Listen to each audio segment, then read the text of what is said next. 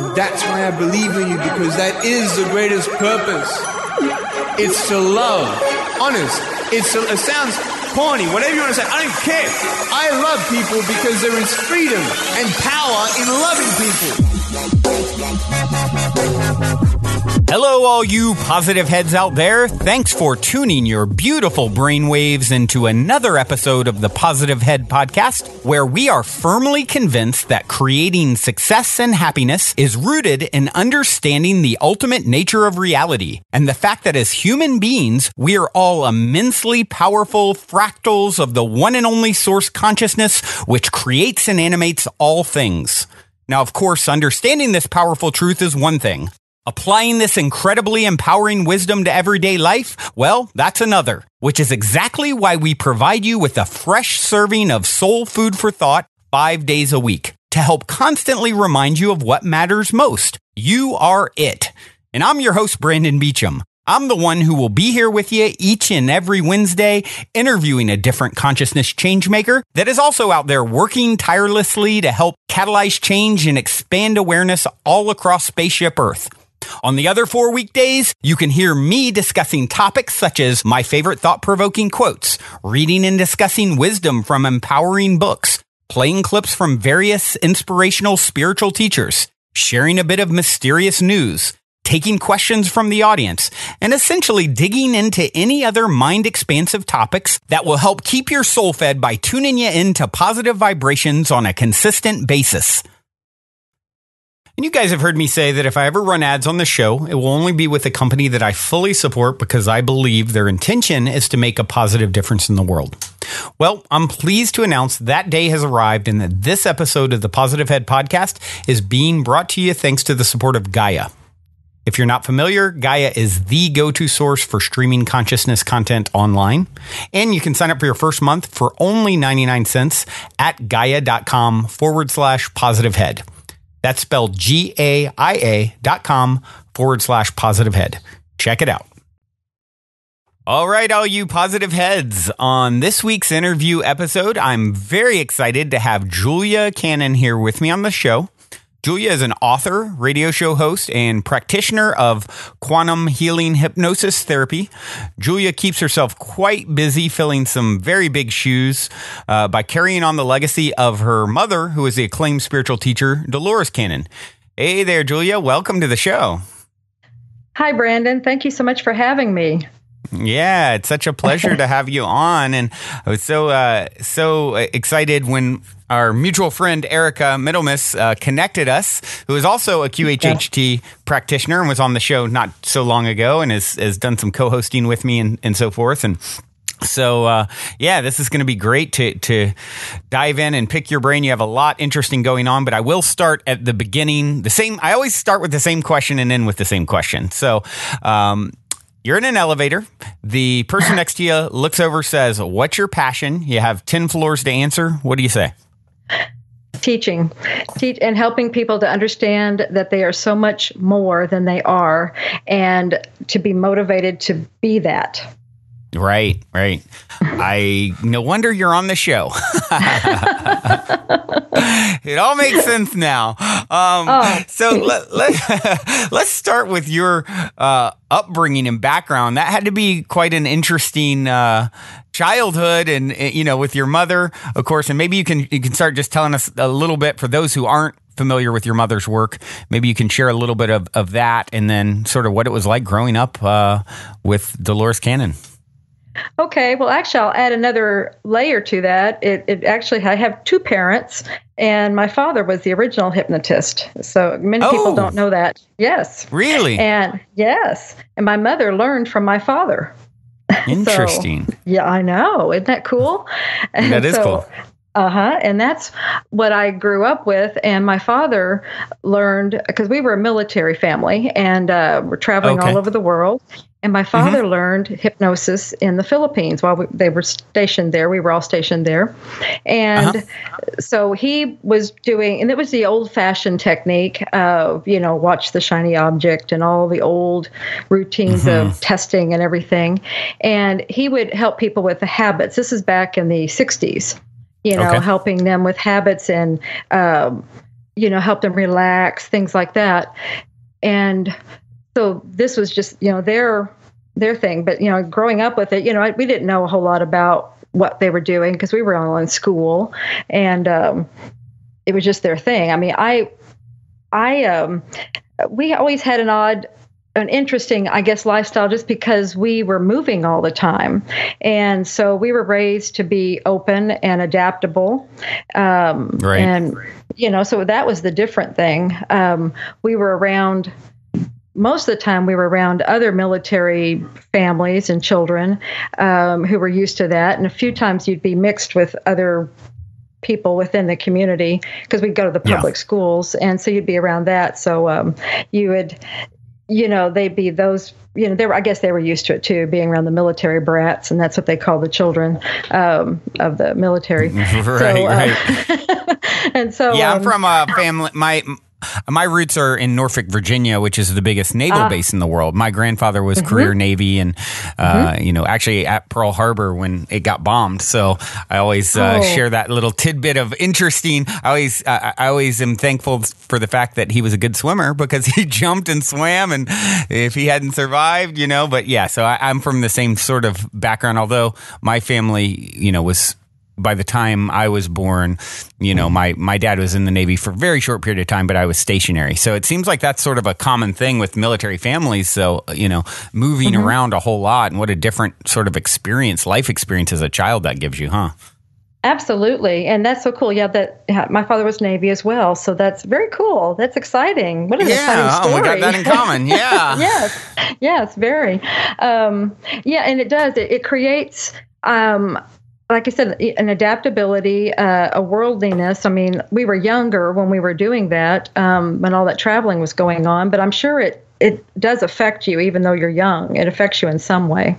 And definitely the moving and having to pick up and go very quickly, and you're leaving your friends. But when you go to another place, you're making friends. So you learn to make friends quickly, Right. So it's not like you have these attachments, these lifelong attachments. And so that's one thing that I never did learn how to do, is make lifelong attachments. So that's one thing that's missing. So I see. Don't feel sorry for me, but anyway, but you learn how to do the other, and that's how to very quickly, get to know people. And so you have this other thing happening, and you have this worldly, you learn how to adapt into new customs and circumstances and things like that. So it's really, I think it's a pretty good payoff, a switch off thing. Yeah. So, and then also, I guess by that, I don't know, they were always very open-minded, and they taught us to be open-minded about cultures, and because we were in all these different things, you have all these different things that you're around, cultures and practices and things. So you're not ever bound to one way of life. And so they say if you want to, sorry to interrupt, but they say if you want to get rid of any sort of racism and so forth, is travel around the world, right? It gives you a perspective that's totally different than being in the same culture, the same sort of traditions in one small area of the world or country, right? Absolutely. In fact, the traveling that I did with my mother right before she passed, I mean, we traveled together teaching the classes, for like 11 years. And we kept saying, I mean, that was one of her sayings. She kept saying, if people traveled more, there would not be wars, because you would see that we're all the same. We're just people. Everybody's just out there just trying to do their best to raise their families and just take care of everything. We're all the same.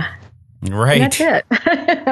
We're just doing our things out there. So, we just have maybe some different belief systems, and that's it. But you learn to accept everybody. We're all equal. We're all the same. Yeah, and even when you look at it at a physical level, something that I heard in the last year that really blew my mind was, you and I are more like a bonobo or a chimp than an Eastern elephant is to a Western elephant.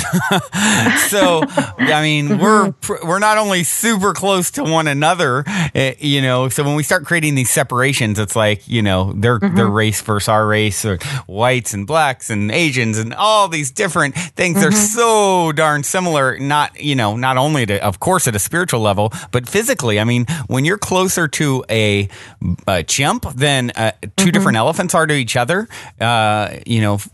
scientifically speaking, that's a wild thing to really, contemplate and understand. Yeah, wrap your head around that one. Yeah, exactly. Exactly. Yeah. Well, really, that puts things into perspective. Right. Absolutely. That's a good point. So anyway, so we're raised, being raised that way. And another thing, my mother, I guess she was always kind of into different things, because somewhere in there, I mean, she's read Fate magazine from its inception, and I think they began like in 1950. So somewhere right in there. So that's showing you that she was always open to the strange and unusual. She was always into this. And I've never heard of Fate. Oh, you have Fate magazine? No, I'll have to look it up now. Yeah, absolutely. They've been around a very long time. Sounds like it. Yeah, she had some of their original copies. She collected them forever. She had their original copies from the beginning. That's cool. But they write about it's just the strange and unusual, paranormal. They've just always been around, So they were the original magazine that wrote on these topics. Interesting. Yeah, exactly. And so that was one thing. And then somewhere in there, and I'm not sure how it began or when it began, she read palms, just as a hobby. Yeah. Mm-hmm. And so things like that. And when we were at, she would be at the Navy's Wives Clubs meetings and things like that, or any kind of dinner functions. It always ended up it turned into her end up reading palms. She ended up being the entertainment. So that's funny. I know. That's just things that she did. I mean, it wasn't like it was spooky or anything. It was just kind of a matter of fact thing, that she did. And she would show us all the time, what the lines mean and stuff. And it was just a matter of fact. That this is what it does. And then astrology, the same way. We were always just looking at things like this as, this is interesting. It's factual. It's just this is where you're learning more things. It's not like it was anything, weary. Right. It wasn't. It was just, this is really interesting. And then the tarot, when it came around, I remember I was a teenager and she was interested in that. And so we kind of both learned it together, and we were reading cards and stuff. So it's like, see, that's how we did, it was just, right. We were always learning things and stuff. And so that's what it was like growing up in this household. Very cool. Yeah. Very different than probably a lot of the listeners' upbringing. But, really not that strange hearing you. It sounds like all in all, it was pretty normal. And, I guess, was it, how old were you when she started really gaining notoriety, as with QHHT and so forth? Oh, I was already, oh goodness, I was gone out of the house and everything. I was probably in my, let's see, when QHHT really started gaining strength, I was actually working with her and we were working together and moving it and stuff. So that'd been the last 20 years. I'm not going to give away my age. Right. So fair enough. So for those who aren't familiar or maybe haven't heard the conversation with Erica, and by the way, guys, you can go back if you look up the interview with Erica Middlemiss maybe a month or so ago. We talk in detail about QHHT. So I won't, ask you to do that, but maybe you can just give a real quick overview of what that is for the listeners who aren't familiar. Sure. Actually, I could go back a little further about kind of how it came about, and that might be something that sure, yeah, would be missing, because the whole thing about when Mom started doing hypnosis, like I said, it started with my father, and this was where he would work with people from the military bases. They were having issues and everything. This is when they came back to the States from the Philippines after the war and everything. The Vietnam War, he was stationed over there. And so they came back, and we were stationed in Corpus Christi, Texas. Well, first, there was there, and then we were stationed in Beeville, Texas. So now we're in Beeville. Okay.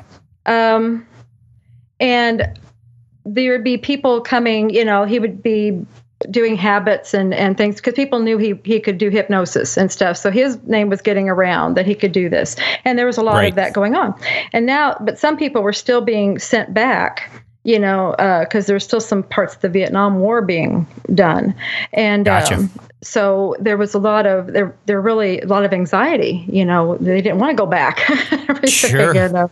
And so he was working with them to help them, with that, the anxiety, and to help them relax and everything. So his name was really getting around. And so they were getting a lot of business that way. Although he would never take payment. It was just, he was becoming known for his abilities.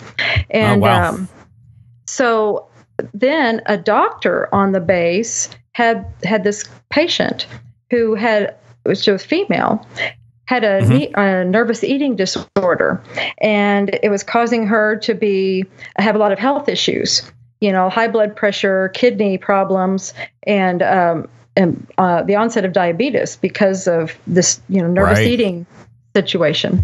So she had wondered if hypnosis would be helpful. And so she asked her doctor about it, and he said, well, it couldn't hurt. And so he was fine with it. And so she had heard about my father, and so she came to him, and that was the first time he'd ever worked with any medical situations, anything for medical like that.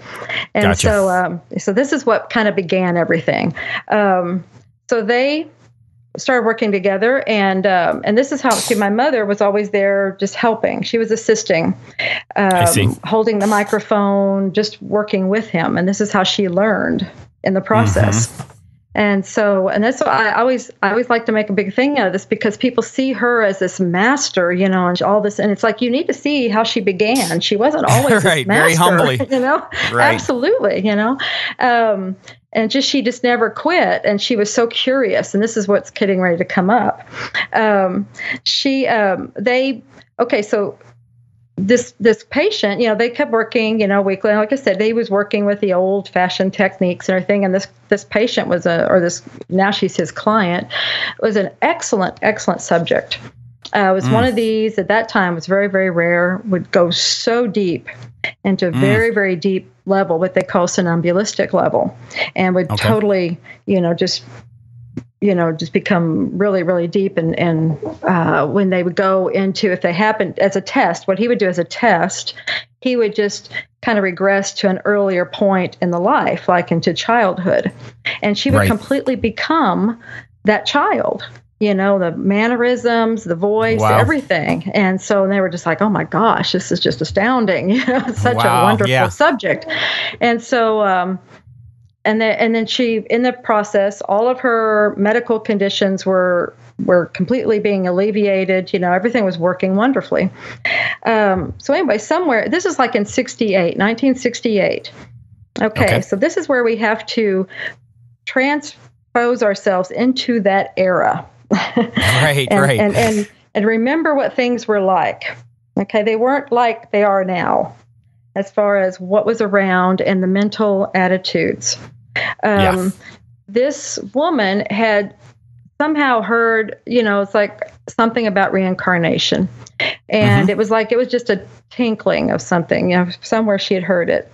And so she was wonder if, it was possible to maybe, explore, and so she had asked, what do you think? You think we could maybe see if there's, something back there? And my parents also had kind of, because remember, my mother's reading Fate magazine, and so there's like little tinklings of something, in the Western world, there's just like nothing here at that time. Eastern world, they believe this, but over here, there's nothing. I think there was like 2 books out, and that was it. And so they're like, well, okay, well, what's it, we can try, we can see if, we can try. And so my father's working on it, and he's like taking her back, younger and younger in this life. And then he's like, okay, has her back when she's a baby. And then he's like, okay, well, let's see, let's go back further to before you're born. And it's like everybody's holding their breath, and all of a sudden she pops up, she pops up into a life as a in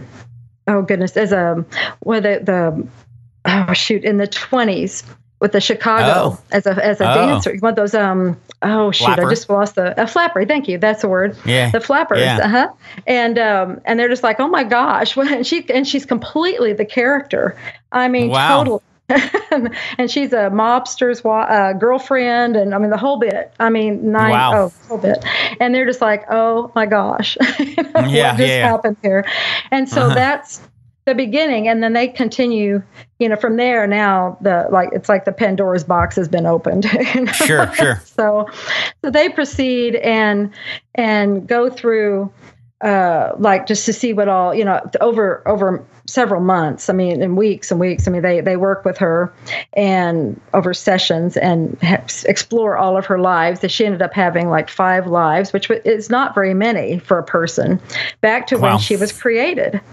And, so they had all this information and all this wonderful stuff. And what I love about this, it ended later being written. My mother wrote it into a book called 5 Lives Remembered.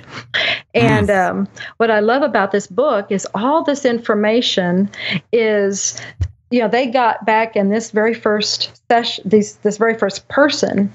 She now got all recently in all of her Convoluted Universe books, that she this advanced material. They had live between lives. They were contacting the subconscious, what we call the subconscious, but they didn't know what it was. They just knew this wonderful level of a person that has all this information that it's just so beautiful, and it just it knows everything. Oh my gosh! But they didn't know what to ask because it was the only time it was the first time and only time they encountered it. They just didn't know what to do with it, and then they. And they had God. They had it's all this beautiful stuff. They also went to the future. They were experimenting. They was like, I don't know what we can do. Let's just try it. They went to the future. Wow. They went and they saw themselves. They had her look at herself in the future. They had her look at them in the future. What were they doing and things like that.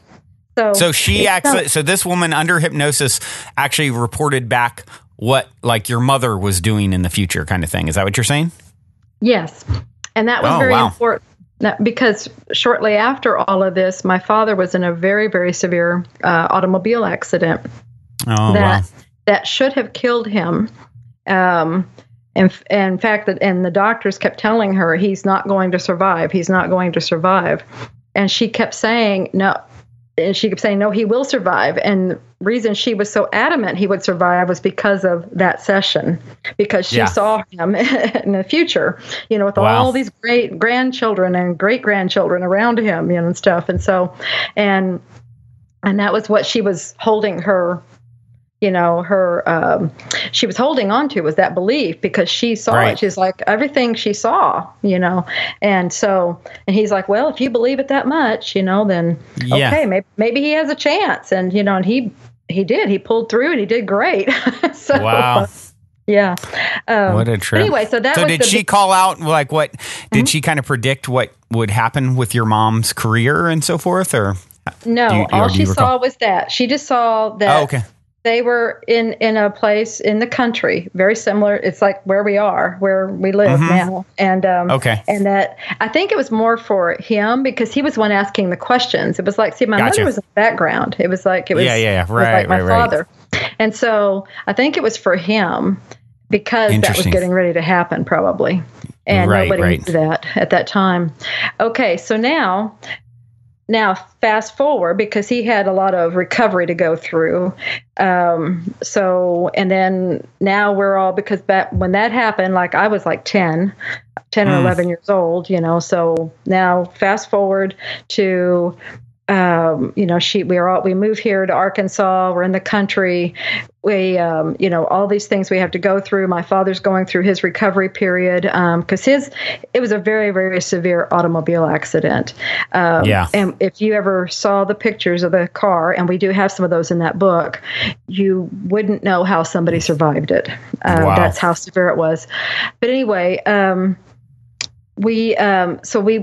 we're growing up and we're getting through school and everything, and we're all leaving home. All the children are. And so now mom's sitting here is like, well, okay, now what am I going to do? Empty nest syndrome. Okay. Right. And my father's kind of doing his own thing now. He's joining clubs within town and things, and he's kind of making a life for himself. And my mother's like, well, what am I going to do? And so, and she's remembering back when they were doing all of this work. And she's like, I really loved doing that. That was time travel. That was so fantastic, because when they were going to these different time periods, this person was there and reporting things right from that time period. It was fantastic. Right. And she loved it. And my mother was a total history buff. I mean, just absolute history buff, and loves doing that research. So she's like, I want to do that again. And so she went to my father and was like, well, can we do it together? And he was like, no, he really was moving on. He was like, he wanted to take a different direction. And as far as make a life for himself. So she's like, well, this is what I want to do. And he's like, okay, that's fine. You do it then. So she started studying the new techniques that were out there, which with visualization.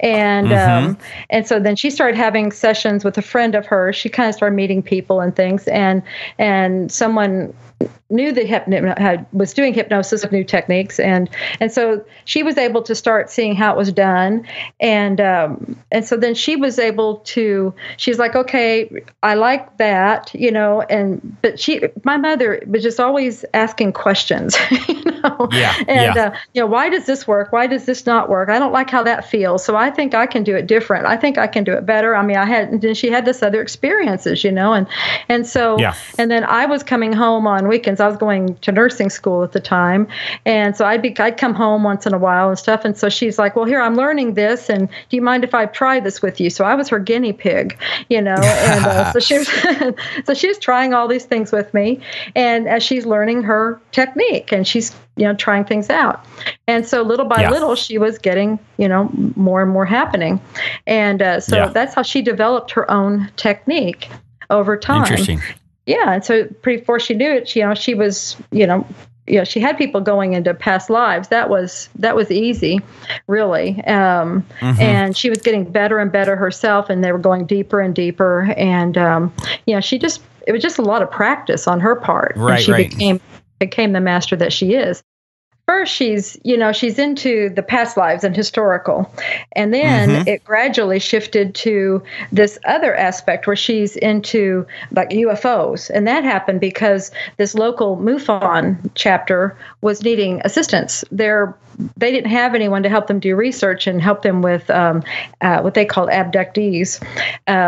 And so they came to her. I mean, because they said they had psychiatrists and psychologists that would help them, and they would get them to this point where the person's on the craft, and then they didn't know what to ask, and it actually kind of scared them, and they just pulled them out of trance, and that actually hurts the person more than just leaving them alone altogether or whatever. So they came to her and they said, well, you're used to the strange and the unusual. Maybe this won't bother you. And she's like, no, it won't bother me, because she's just very, very curious. And she's like, so she's maybe like, excite me. Exactly. And so she didn't tell them that she had, that she just had, she'd have to do a whole new technique for this. She'd have to figure it out. But she's like, yeah, let's go for it. Let's try it. And her first one was in front of this whole group, of these researchers and stuff. And here she is with a person she's never met, with this whole group of researchers. And she's trying a technique, an adaptation of a technique. But it worked beautifully. I mean, the person, they go and she was on this craft, and and able to relay everything. What starts happening eventually is, a lot of times the person, the ego part, the conscious part is scared, because that's natural. To be afraid of anything that you don't know. And so what she would do is just have that bypass, and she would have them just start asking questions of a being that's there. And what would happen many times then is the being would just start speaking directly through the person. And so, and what happened early on was they would go, yeah, this is the person we're supposed to talk to. Ask us, what do you want to, they just say, what do you want to know? And she's like, well, you don't ask me what I want to know. I want to know everything. Right. That's a loaded question. Absolutely. And so that's where, she has several books on UFOs, but the main one that came out of that was called The Custodians. And that's where, it's just anything you'd want to know about them, their agenda, how they, everything about them came from that simple question. What do you want to know? Wow. So, yeah. And so that started this whole journey. And then as, they were giving her all this fantastic information, it started getting like higher and higher as far as concepts go. And then they started going into this, like I said, this higher nature. And then this other thing started happening that she started noticing. It's like, I don't think I'm talking to the ETs anymore. There was just something else happening there.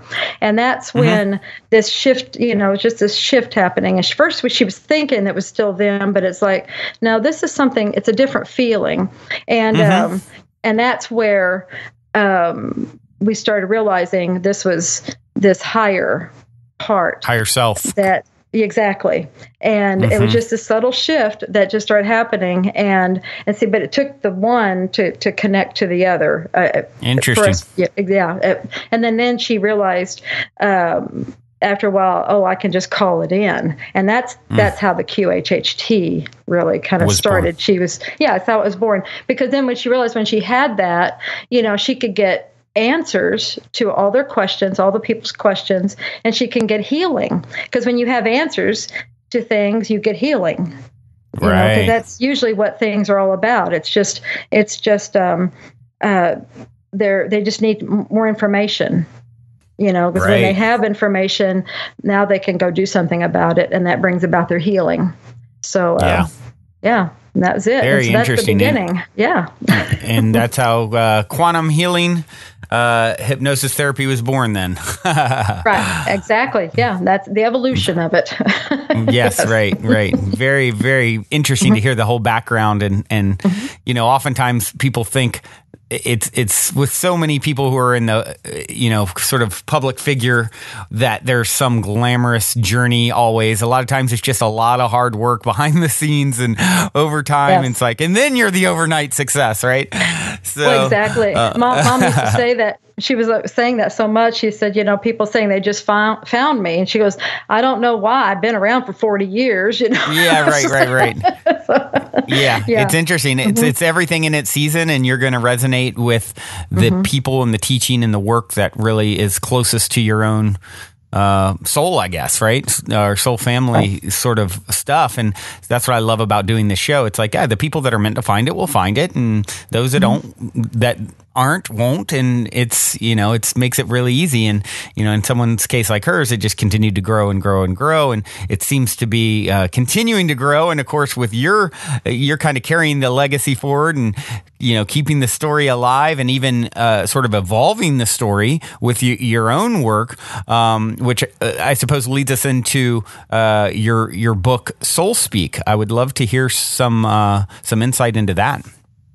Okay. Yeah. And I wanted to add a little bit on what you were saying. It's like the old parable. They always say when the student is ready, the teacher will appear. And I think that's what you were saying, as far as the timing, because so many people are still even now saying, I just discovered her and I found out she's gone. She's passed. And it's like, and they feel so bad about that. And it's like, no, that you're finding her at the right time. And many times they're finding her because she's on the other side, kicking them, going, hey. Right. Right. I have two QHHT practitioner friends, and both of them feel such a strong connection to your mother. It seems like sort of, at least, like I said, two in my life that, and I know the same is for you. Now, third, of course, as her daughter, but I found that interesting that they both sort of feel her presence in the work that they're continuing, and that she's sort of a guide in helping them from the other side. Do you see that a lot and hear that a lot from practitioners? Oh, absolutely. Oh, so much. Oh my gosh. So much. Wow. Yeah. It's like she is everywhere. In fact, that is one of the things that she said when she was passing. I heard her say, I can do much more on the other side. Wow. So that was one of the reasons that she went ahead and left. Wow. So it's like, because it was so unexpected. What a great perspective for people. What a great perspective for people who think about, passing and the fear of it, and what a different way of viewing it, right? Like, I can do much more. It's time for me to sort of give up this vehicle and expand. Yeah. Her vehicle was starting to limit her on this side. Right. So she's like, no, I can do much more on the other side. Right. Yeah. Fascinating. All right. Well, now seems like a good moment to take a quick minute to tell those of you who aren't familiar a bit about our sponsor, Gaia. I've been a big fan of Gaia for many years now, which is why they're the only content provider I've ever reached out to in regards to potentially supporting the Positive Head podcast. So needless to say, I'm very excited they're now supporting the show. Gaia truly is my personal go-to source for streaming consciousness content on the web. They have an incredible 7,000 plus exclusive videos covering 5,000 years of wisdom. Just to give you an example, on May 1st on the show Wisdom Teachings, host David Wilcock explores the scientific proof of ascension, DNA activation, and how interplanetary climate change is made possible with nested spheres of energy emanating from the galaxy. I mean, it'd be pretty hard to be more up my alley, right? As you guys all constantly hear me say, it's a daily conscious effort to maintain an elevated vibration. And if you're looking to go deep down the rabbit hole to do so, then Gaia is the best place I know of to do it, period. And you can sign up for your first month for only 99 cents at gaia.com/positivehead. That's spelled GAIA.com/positivehead. Check it out. Tell us about your book. I'd love to hear some insight. Okay, yeah, Soul Speak, the language of your body. That came about from working with my mother. Like I said, as she was starting to work with this higher part, it was coming in with messages. I mean, she was have people come in for sessions, and they would have physical issues going on, ailments, diseases, all kinds of things. And she was, she would be tapping into this source of all knowledge, this higher part. Like, again, she didn't know what to call it. So she just started calling it the subconscious, because she didn't know what to call it. And so anyway, she's tapping in, and like I said, she's just asking questions, and at first they're just healing it. They're just going, oh, well, it's gone. And she's like, well, what? You can do that? Right. Hold on. And then later, as she kept happening, then she starts asking questions. It's like, well, wait a minute. Well, why did they have that? What was going on? And so then we're getting information, and they're explaining, well, this was here because. And we started finding out it's messages, it's like this was all, it was messages for the person that, because the body is it's a wonderful biological machine that was designed to never be sick, never have any aches or pains or illnesses, and to live for hundreds of years if we do not interfere. Yeah. And so if we are having issues, then it's just our higher self, our bigger part, just trying to get messages to us. It's our way of getting messages to ourselves. It's communication with ourselves is all it is. So it's a feedback mechanism. Exactly. That's in a nutshell. Now, how it came about was like I said, she was doing these sessions, And then she would just come home and she'd tell me what she was finding. And it's like, and okay, with my nursing background, I love the body. I just think it's the most fascinating machine. I love it. I absolutely love it. And she was telling me this, and it made so much sense in the oddest way, because it does make sense. Everything is very literal. All the messages are very literal as far as when it goes to the body parts. It may not, they make sense. What I say is they make sense in a non-logical way. it's kind of right. Once you start understanding how it works, it makes so much sense. It doesn't make sense in a medical way. It makes sense in a metaphysical way. Medical, it's just like essentially oftentimes it's treating the effect, whereas in totally, especially Western medicine, right, and not giving no credence or thought even to the cause. It's like, oh, here's an effect, let's put something on top of it, let's what about rooting it, getting it at its root? Exactly. And that's exactly what this does. It's like, what is it all about? What's causing this? Why is this here? What are you trying to tell me? That's what you're trying to get at. So, so that's what she would do. She would come home and she would tell me about this. And I'm just like, oh my gosh, that makes sense and stuff. And so I was just fascinated with that. I thought it was just really cool. And then we'd be in classes teaching, the technique and teaching in the classes, and people in the classes she would talk about this, the different parts and what they mean, when they have illnesses in these parts, what she was starting to find. And the students were saying, well, do you have that in a book someplace? And she's like, no, I have this, I'm just sharing this with you now. Well, as I'm in the back of the room doing some other things, and I feel this tap on my shoulder, and it's an etheric tap.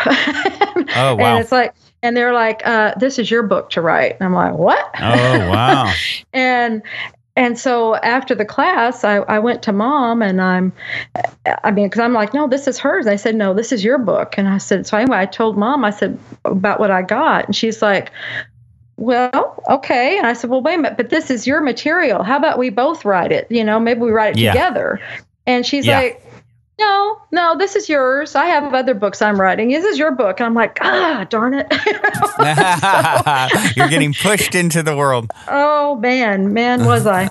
And so anyway, so I was like, okay, fine. I'll do it. And it was legitimate. I was getting messages back then. I could hear things and stuff like that. But that was the first, it was very noticeable. I'm like, it's a tap. Right. It's like, this is yours. This is yours, It was not that subtle. That's what you're saying. Exactly.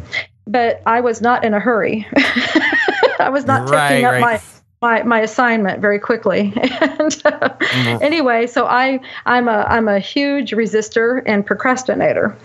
And and I just I'm like, okay, well, first, I'd be sitting there, I was like, okay, and I'd write notes and everything. And then I just let it go. And then the next class, the same thing would happen. People would be asking about, is this in a book someplace? Where are you going to, all this stuff. And then the tap on my shoulder again. And I'm like, okay. And I start making notes and I'm like, I hear you, and then each time that tap would get a little stronger. And, and I'm just like, finally, and I'm just dragging my feet. And then some people start, they would start showing me books. Then Mom would book on this, and they ask her about, no, I don't have time to write a book. And she's like, Julia's writing. This is Julia's book. She's writing a book. So then they get all excited. And then they come to me, and some people start showing me books already out there on this. And I'm thinking, well, wait a minute. If there's already books out there, why do I need to write a book on this? Right. Wait a minute. That doesn't make sense. The resistance kicks in. Exactly. And so, and then, I'm finding any reason not to write it. So, and then again, legitimately, I asked him, I said, and I finally did. I said, why are you telling me to write this book if there's all these other books? Because I went and I looked, and there's several books out there. The first one was Louise Hay's books. and you can heal your life. And that was a groundbreaking one for New Thought. But that was back in the 70s, I think. Right. But then there's quite a few books out there, and all these people kept bringing these books to me, and I'm just like, what's the point? And I really was. I'll argue with them. I'm like, I don't get it. Why on earth are you telling me to do this? And they said, and they finally answered, and they said, because. And I really haven't ever looked, but they said, none of the others have a process. And it's very important that you have a process. They're all just showing you. They're just showing you what they all mean. And that's and some of them are really big, and some of them are so broken down into very, very tiny, intricate pieces that they're actually intimidating. Because I did look at that. I mean, I was looking at them for that, and they're so. I mean, and me with my medical background, I was finding one book really intimidating, and I thought, oh my gosh, I can't do a book like that, and that was exactly it. It was intimidating me, and they said those books are great as resource books. But what does somebody do with a resource book? They put it on the shelf. You know, they said people need to understand the process. They need to understand that this all comes from inside, that you do this. The answers are from inside, and they need to go to themselves to get the answer. And none of these other books show them how to do that. Right. And I'm like, oh, okay. And they said, people have to understand the process, and that's what you're going to tell them. I'm like, okay, fine, I'll do that. So, okay. As soon as I figure out what that process is. Exactly. And then I would do my other thing. I said, okay, fine. If you want me to write this book, then you're going to put the pen in my hand, and you're going to give me the words to write. You're going to make it come out. I would do all that stuff. I resisted in every single way.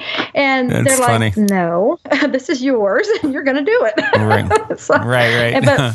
But what I did find was once I started actually doing it, actually typing the words I did on the computer, once I actually put my effort into it, it did start flowing. They were there, and they did come through me, and they helped me every bit of the way. But they were not going to do it for me.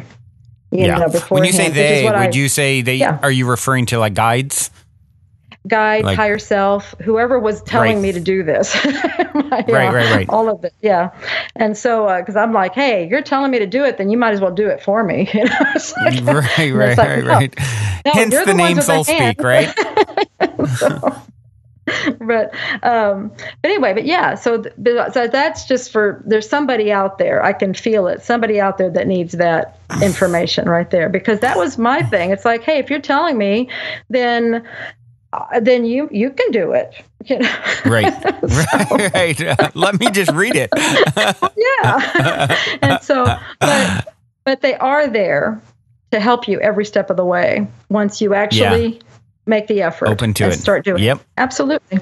And then it happened very quickly. And what actually got me off my duff to get it done was, because I resisted. We're talking years it took me. Wow. And finally they said, okay, you have 1 year. Wow. 1 year to get this done. And if you don't do it in this year, we're giving it to someone else. Oh, wow. Yeah. And this is the book is title is the title of the book is Soul Speak, right? And when did you release it? In 2013, February of 2013. Okay. It was actually published. So they had to threaten you with taking it away for you to get off your butt and do it. Essentially. So now you know what motivates me. Exactly. So I was looking at sort of the content of the book, and I haven't had the pleasure of reading it yet, although I really want to. And I have someone in my own family who's my brother-in-law has been dealing with some really strange, like numbness, and the doctors are like, well, we don't know what it is. It's like an autoimmune thing, they think, or, and so I think of him, I mean, he's having issues. Sometimes he'll like can't feel his feet all of a sudden, or hands, and he'll trip over himself, and it's really painful and annoying. And of course, he's not quite as open, coming from like a conservative Christian background. So it might be a good Christmas present. I can get him to actually check it out. But what are some of the tips or ideas or methods that you share? Maybe you can touch on briefly. I know, for example, there's this one technique you call light casting that you cover in the book. Is there anything that you could share for anyone out there listening who wants like a little taste of what's inside of it? Okay, well, just as an example, like on your brother, brother-in-law. Okay, what you do is you look at the symptoms, because that's where the message is. That's how your body's trying to talk to you. Okay, and so what you were saying, I mean, you don't look at what the diagnosis is, what they're trying to diagnose it as, because that's just them trying to put a label on it. You look at it. It's like it's a spiritual sickness, right? Almost everything at some level. So how does a doctor really go there to the root? Really? Yeah, they're just trying to put a label on it so they can get paid by the insurance companies. That's it. That's all that's for. Okay, so you're looking at the symptoms. How is it manifesting in the body? That's what the message is. That's where the message lies. So, okay, and it's very helpful, to get his words, because he'll tell you exactly. When he tells you how it feels, that will really give you your message. Now, but from what you've said, and that's probably from what he's told you, we'll just use that as an example, if that's okay. And just as an example to how this works. Okay. And you probably have some more to say, but just as far as what I'm hearing right now, he has numbness of the feet. Yep. And numbness of the feet and hands, and even he'll have issues like sometimes where he can't, all of a sudden his feet or legs will go numb when he's driving, or he'll trip when he's walking from it, and it's very uncomfortable as well. So, and of course, doctors are saying, no, we don't know what it is, and so he's very frustrated and a lot of pain and discomfort from it. And so, it's one of those things. It's like, what to do? Okay. The anything to do with the legs, like the hips, the legs, the knees, ankles, anything with all that. What do the legs do? What does that part of the body do? It moves us around, right? It's our transportation. Exactly, transportation. It moves us from one point to another. Yeah. Okay. And they like to call those our locomotors. Our legs are our locomotors. Okay. They move us from anywhere. So anything to our do. Our Chevrolet legs. Yes, exactly. So anything to do with this part of our body is something to do with our direction in life. Okay. And our movement in life.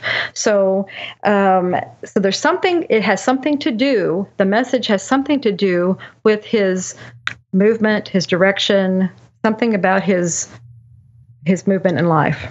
Okay. Interesting. Now it's interesting that they go numb and he trips. See, what I'm finding interesting, he's tripping over himself. That's an interesting statement that you make. Yeah. So that is something right there. I think that statement. Right. Yeah. Yeah. Now the hands going numb, that's something also. So it could be something, because what do the hands do? Everything? Is that a trick question? No, not trick question. But yeah, they do. They hold on. They hold things. Right. But they also they are tools. They do things, and so they're again. But they're asking him, what do the hands do? There might be an answer from him as far as how he sees his hands. Right. So anyway, that could be another part of where this message is, but it has something to do with his direction and where he's going. So it's interesting. That makes a lot of sense too, looking at his life. Oh, does it? Okay. Well, fantastic. Okay. And see, all you have to do, it's just a message. And once you understand the message and you take corrective action, the message can go away. Right. It's not necessary anymore, right? Exactly. It's just like delivering mail. Once you've delivered it and then the person has, acted on it, well then, okay, it's done. Okay. See, so you no longer need that message. And so that's where you get your miraculous healings. This is how you can heal yourself. By understanding. Well, that's the thing is there's messages. people that, there's people that would hear this podcast and would be like, oh man, this is a bunch of, hogwash. This is, but the really crazy thing is those are the people that don't look at the evidence of, like you're talking about, miraculous healings. People were spontaneously healed from awful things doctors cannot figure out what the heck is going on with them. They go into a past life regression and then they realize it's tied to a past life and all of a sudden they free up that blockage, that energy. I mean, so it's what's really crazy is the people who judge it without really looking at the overwhelming amount of evidence that supports this line of thinking and the idea that it's all happening. It's all like like you're saying, a message from spirit. It's all there. Every illness is rooted in that, that sort of spiritual side of ourselves, that spiritual dimension. Absolutely. And like you said, sometimes it can be coming from another life. And so that's where it's just a matter of finding out where it's coming from. And you just release it. And once it's released, it's, it's not there anymore. So bingo. Healed. Yeah. So in your book, if he were to take your book and read it, it would actually take him through the process of trying, of working on himself to self-diagnose and to self-heal. Is that correct? Yes, that's absolutely correct. It takes you through the process. And the biggest part of the process is, it's just understanding the message. And if it's understanding what these parts are about, and then that helps you understand the message. But the biggest part is just understand to learn is how to talk to yourself, how to understand we are bigger than just our bodies, Right. Because this is just the vehicle that we chose to be in for this time. Right. And so it's understanding, first of all, that we are more than that. And then learning to speak to this larger part of ourselves that's trying to talk to us. And in that process, then it's just asking, well, what is it you want me to know? Because it's trying to talk to us through the body. Well, it'll talk to us directly. It'll just talk. Just like they were tapping me on the shoulder and saying, hey, this is your book. So they'll do that too. They'll just say, hey, you need to go this way instead of the way you're going. You need to go do this. You need to go do the dream you had 50 years ago instead of what you're doing now. Something, something else you're supposed to be doing probably. So, whatever. Right. Okay. Yeah. So that's what it's trying to do. And that's what the book does. It gets you to tune into yourself, to get your messages and figure out how you can get them directly, or you can better understand what your body's trying to say. Right. So, that's it. Very fascinating. Well, I think I just clicked one Christmas present off of the Christmas list. So thank you for that. We're killing two birds with one stone on this recording. Wonderful. But and now one of course, my favorite topics to talk about on the show is I love hearing stories from my guest of stories of synchronicity or serendipity or positive paranormal kind of story. And I know that's been sort of the story of your life, but I will point out before I ask you for maybe a good story to share, there's some interesting, and you talked also just a moment ago about how, it's always, you're getting messages from spirit about your body and what you need to focus on and what you need to pay attention to. Well, it's very closely related to like dreams and synchronicity. And these are sort of other methods. And speaking of synchronicity, I mean, the last episode I recorded of the podcast, the daily episode where our mutual friend Erica, joined me as a guest co-host, we talked all about dreams. Well, right when she messaged me last night, she goes, oh, well, you're talking to Julia in the morning. Her last episode on her radio show was all about dreams. And then the co-host I had right before that, I realized at that moment when I was looking at your book title last week for the first time in 6 months was Sue Krebs, who has Soul Speaking Facebook page, like with millions of followers. So I'm like, okay, there's all kinds of synchronicity here. And it's pretty fascinating that, you just did an episode on the same exact thing I just did an episode on. I just had Sue on. Now you're on. So to continue the magical synchronicity, if you wondered if you have something good to share. I didn't do anything on synchronicity. I mean, that's really cool that I see all that happens. You don't even realize it. So, yeah. Wow. It's just a matter of paying attention. Like when you get into this kind of the hyper state, the state of like just paying such close attention to how the dots connect, which is essentially what it is, right? And that's what really distinguishes humans from other creatures and so forth is, our keen sense of pattern recognition. And when really this is just taking it to a new level. And when you start really noticing these patterns, that's when the synchronicity just starts opening up, at least for me, in a very profound way. And from others, I've seen, and even a lot of listeners of the show, it's like they sort of become more keenly aware of it. And as a result, it just opens up, where attention goes, energy flows, right? And it just opens up more and more of this sort of another way of communicating, right? Another way of us receiving communicate from spirit or our higher self or whatever you want to call it. Right. And my friends, we all now just make light of it because it happens so much I can't even pull an example out of the hat so much. Right. But we'll just look at it and we'll just say, well, of course, that's just our saying anymore when we see things happening, and stuff. It's like, well, of course, did you expect anything else? It's like, right. It becomes like old hat, essentially. But yeah, my stories, because you were also saying maybe some positive paranormal. Anything in that realm, of course, I love. And I had to go. I was like, gosh, what can I think of? And I was thinking, this is so silly because my whole life has been on, it's like I said, it's when you live it, when you're around it constantly, you don't see anything as unusual. And so I was like, well, maybe this. And so I don't know. All I could think of is, I mean, I know I have things happening all the time, but when I was little, we lived in a haunted house in St. Louis, Missouri. And so I had a ghost experience. So that was pretty cool. Oh, cool. Yeah, I haven't gotten too many of those stories, so I'm intrigued. Okay, my story would be about a ghost. We lived in a haunted house in St. Louis, Missouri, and this is when I was younger. And we it was mom.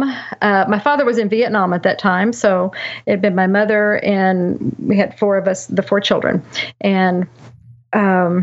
So I was on this point. I was like upstairs taking a bath, and my two younger siblings were downstairs washing dishes. And but in the bathroom door, it just kept coming open and then it would go closed, coming open and go closed. Well, and I was yelling at them because I thought they were playing with the door because it was just like, right. It was something about this door. It's like if you would push it open, it would close on it would close on its own and stuff, but you had to push it open, and stuff. And so I was yelling at them, because they were playing with the door. You know how kids do. Right.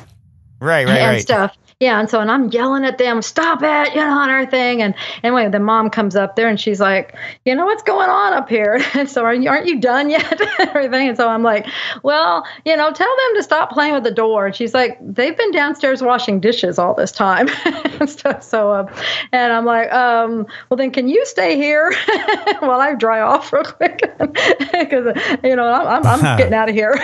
Because it was apparently the ghost that was playing with the door. And anyway, so that was part of it. But then, but apparently this was a very protective ghost. We called him a he. I mean, I don't know if it was or not, but we actually ended up calling him Herman, I think is what his name was, Herman or George. It was something like that. But we ended up, while we lived in this house, it was burglarized one night, and this burglar apparently had been going down like through the houses on this block. But on this night, he had come in through the bedroom, like there's three of us, my siblings. There were three of us in one room, and then my older sibling was in another room, another part of the house. Okay, he had broken in, and he came in through the window that the three of us were in, and then he went into my mother's bedroom and took some things out of her room, like some jewelry or something out there. And then he went back out through our room, and he was like, and he went through between some beds. It was like just a foot, opening there, like a place, and went out. Okay, and none of us ever woke up.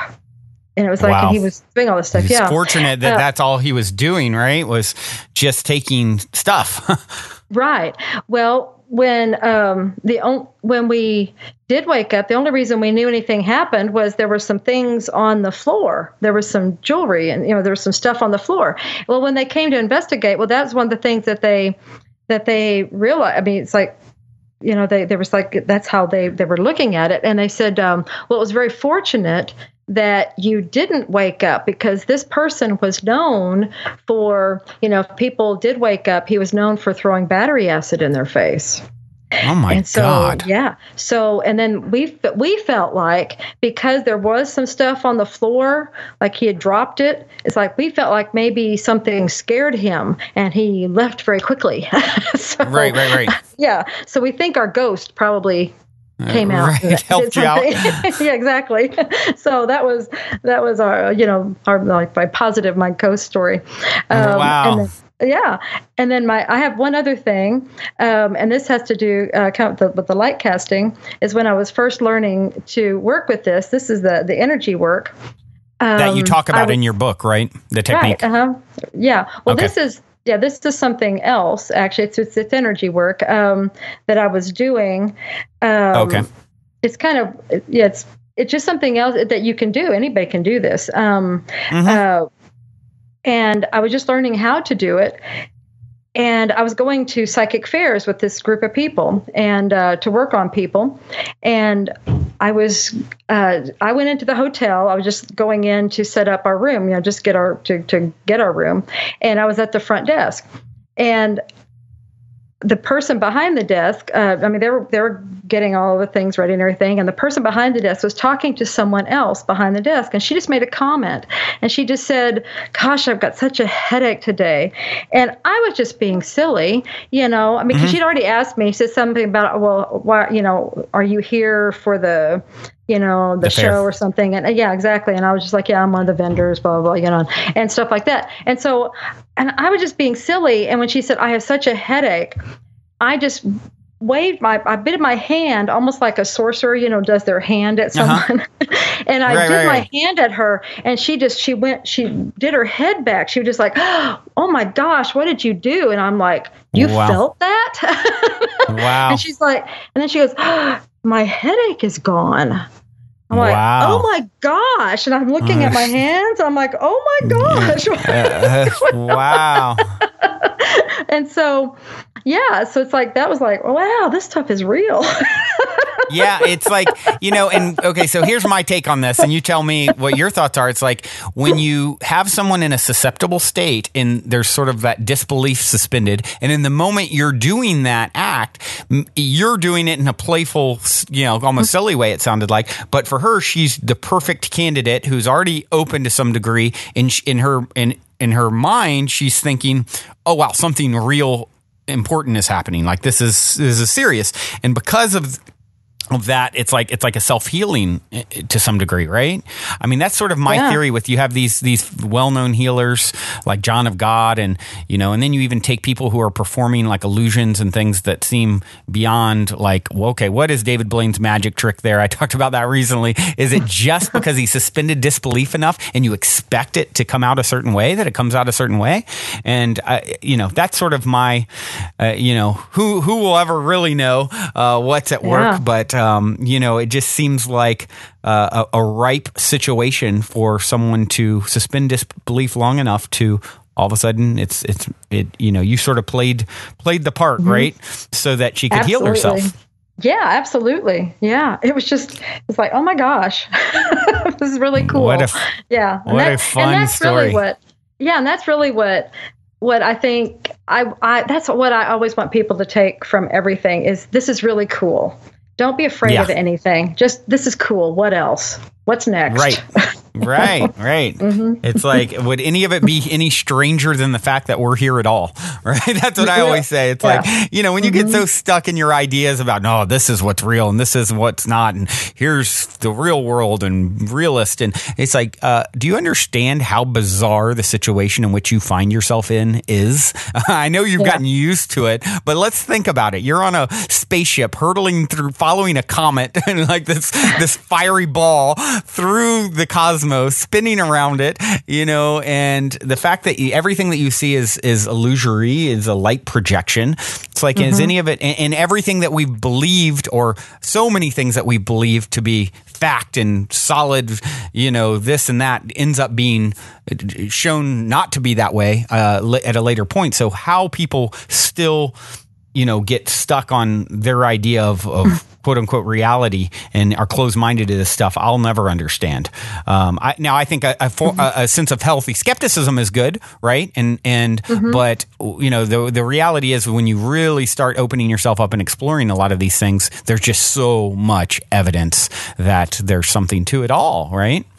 Absolutely. And like you said, yes, a healthy dose of skepticism is always good. Because there's so many people out there trying to take people, trying to do something. But so you always want to have that there. But yes, oh my gosh, and everything beyond everything else, you always have that to fall back on. Is it's just an illusion. Right. Right. Everything's an illusion. So. Yep. You are in the dream. Speaking of dreaming, like you are the dreamer and the dreamed all rolled into one, I would say. Yes. It's like. Yes. Mm-hmm. The dreamer dreams the dream.